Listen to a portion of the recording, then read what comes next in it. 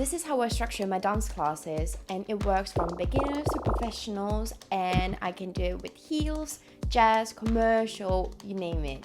If you're new here, my name is Robyn and this is Heels High. On this channel, I create videos about heels dancing. So I'm a performer, a dance teacher and a choreographer, and this is how I teach my classes. If you go to a dance class, usually the structure of the class is a warm-up, exercises, technical elements, choreography. And that's what I usually do, but I work backwards. I always pay attention to the choreography that I'm going to be teaching in the class. So that is the most important element in the class structure. So what happens before that should be leading up to the choreography. The warm-up should be preparing the dancers to do the choreography, but also the technical exercises, because the technical exercises are going to be used in the choreography. So here are the 5 steps how I structure my dance classes. The first thing that you want to do is to choose the song that you want to create your choreography in. When I choose the song, I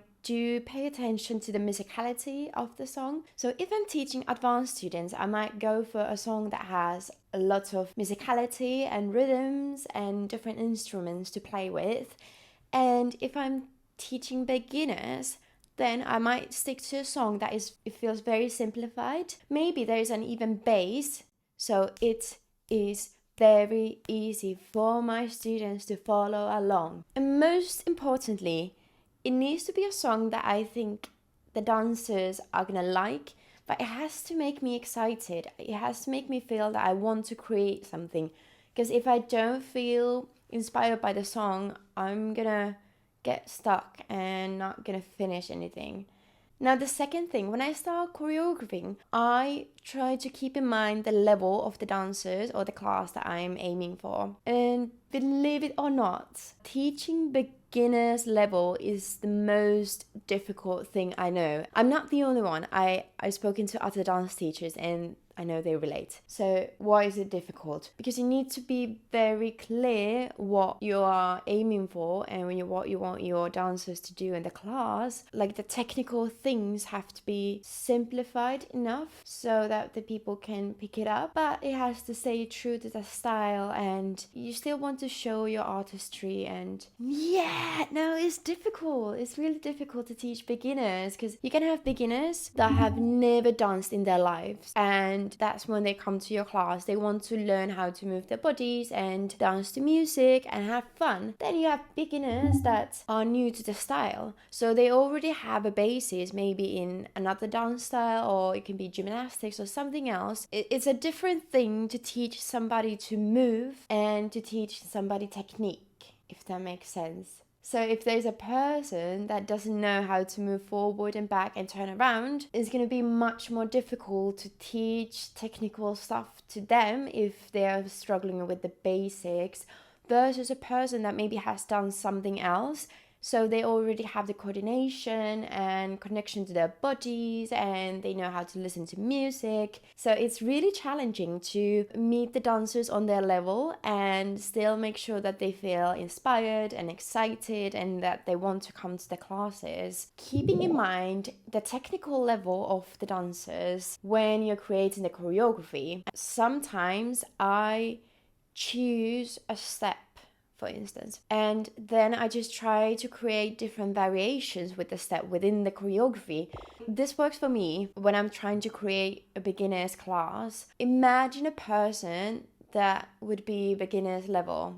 So sometimes I use my mum. So when I'm choreographing, I try to think to myself, okay, what can I do so that I can make my mum happy and learn the choreography? So really try to keep in mind the people that you're working with. So when I have a clear vision, when I have a clear picture of who am I creating this piece for, it makes it easier for me to figure out movements that would serve that person. The third step. So now you have finished the choreography, you have created it for the level and for the dancers that you think that are going to come to the class, and you have stick to the technical level of these dancers. So now this is the point where I figure out which moments of the choreography are going to be the most difficult ones for the dancers. So after you have pinned that down, you can use that information on the next step. So moments that could be potentially difficult are highly technical moments. So if you have any tricks or big jumps or turns, those are often difficult. If you are using a specific groove or dynamic, if your choreography involved a lot of waves, like body waves, maybe you want to keep that in mind. Okay, this is a key to the style that I'm trying to teach, or the choreography that you're trying to teach.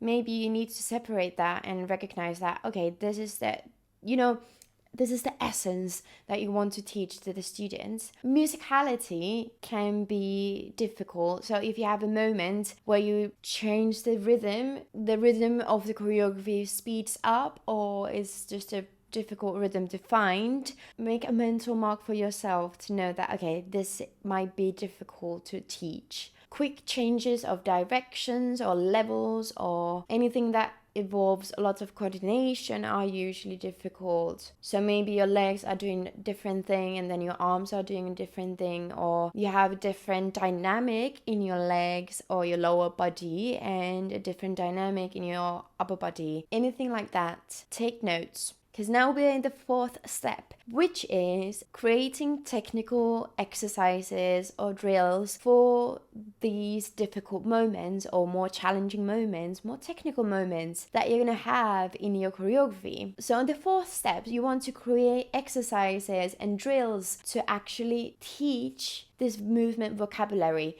You want to show them how to do the dynamics, the musicality, the levels, the turns, the jumps, the tricks, whatever you have included in your choreography. Because repetition is key when you're trying to learn something.